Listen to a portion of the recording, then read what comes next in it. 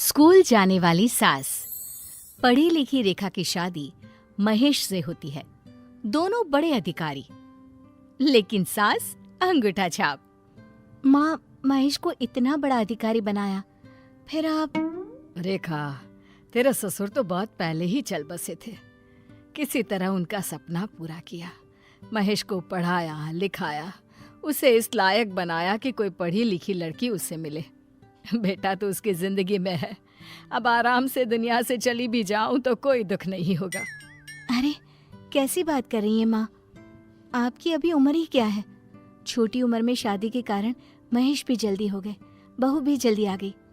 माँ, अभी भी आपके पास समय है। आप अपने बारे में सोचें और वो सब करें जो आप करना चाहती हैं। अरे लेकिन उन सब के लिए तो पढ़ना पड़ता है। मैं कैसे बेटा? माँ जी, आप चाहे तो अपनी पढ़ाई अब भी पूरी कर सकते हैं। मैं हूं ना। सास को न जाने क्यों एक बार बहू पर विश्वास हो जाता है। वो बहू की बात समझने की कोशिश करती है। मैं तो सिर्फ 10 तक पढ़ी हूँ, उसमें क्या हो सकता है बहू? क्या हो सकता है मतलब? अरे ये देखिए, ये औरत। अब तो बहू सास को वो कहानियां दिखाती और सुनाती जिससे सास का फिर से पढ़ने का जज्बा जाग जाए। और फिर होता भी वही है। बहू, मैं पढ़ूंगी, तो बस किसी तरह मेरा एडमिशन करवा दे। हाँ हाँ माँ जी, ये कौन सी बड़ी बात है। सरकार तो चाहती है कि साक्षरता 100% हो। हाँ बहू, किसी तरह मेरा एडमिशन हो जाए तो समझो मैं भी कुछ कर लूं। बस फिर क्या था। अपने ओहदे का फायदा उठाते हुए बहू सास का एडमिशन पास के सरकारी स्कूल में करवा देती है। अगले रोज। अरे क्या हो गया सासू माँ, आप परेशान सी क्यों हैं? अब तो आप स्कूल जा रही हैं ना? हाँ वो तो है बेटा, पर क्या करूं। वो क्या है ना, स्कूल वालों ने स्कूल ड्रेस में आने को कहा है, तो समझ में नहीं आ रहा इस उम्र में बच्चों वाले कपड़े। देखिए माँ जी, स्कूल ड्रेस रखी ही इसलिए जाती है कि हर बच्चा एक सा लगे, चाहे वो अमीर हो या गरीब का, चाहे काला हो या गोरा, छोटा हो या बड़ा। मैं जानती थी कि स्कूल ड्रेस के लिए आपको टोका जाएगा, इसलिए मैंने पहले से ही ये ड्रेस बनवा ली है। लीजिए। माँ, याद है बचपन में जब मैं कहता था कि स्कूल के मोजे नहीं है, तो तू कैसे भी करके मुझे ला कर देती थी। कोई बहाना नहीं मानती थी और मुझे स्कूल भेजती थी। याद आया? अब तेरी बारी। खैर, सास क्या करती, चुपचाप स्कूल ड्रेस पहनती है और स्कूल जाती है, जहाँ जाकर मैडम, मेरी आंखें कमजोर है, आगे बैठ जाऊं? नहीं नहीं, बच्चों की हाइट और अपनी हाइट देखिए। आप आगे बैठ जाएंगी तो ये पीछे बैठे बच्चों को दिखाई देगा क्या कि ब्लैक बोर्ड में क्या लिखा है? सास क्या करती, चश्मा तो है नहीं और बिना चश्मे के बोर्ड दिखाई नहीं देता।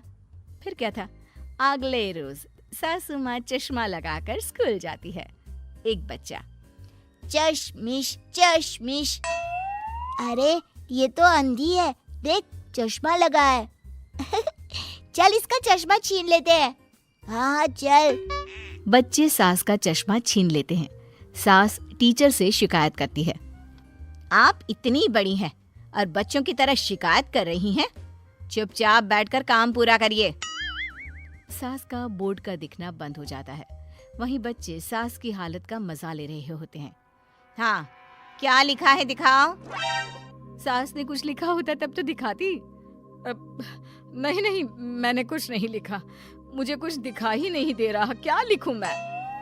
टीचर अब सास को सजा देती है और उन्हें क्लास के बाहर खड़ा कर देती है। सभी बच्चे उन्हें देख देख कर उनका मजाक बनाते हैं।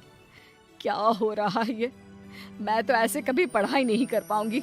ये बच्चे इतने शरारती क्यों होते हैं? तभी एक बच्ची उनके पास आती है। तुम मेरी दोस्त बनोगी? तुम मेरी क्लास में हो ना? हाँ बेटा। बेटा?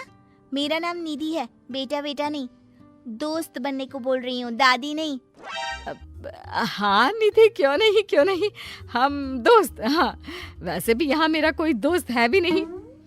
अच्छा चलो लंच करते हैं, ठीक है? दोनों बैठकर खाना खाते हैं। खाना खाने के बाद, ए चलना झूला झूलते हैं। झूला? अरे नाना, झूला बुला नहीं, मुझे चक्कर आता है। अरे कुछ नहीं होगा, चल ना।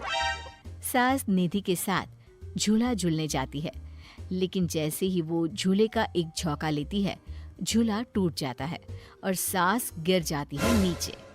हाय रे, मर गई रे यार, मम्मा, कमर टूट गई।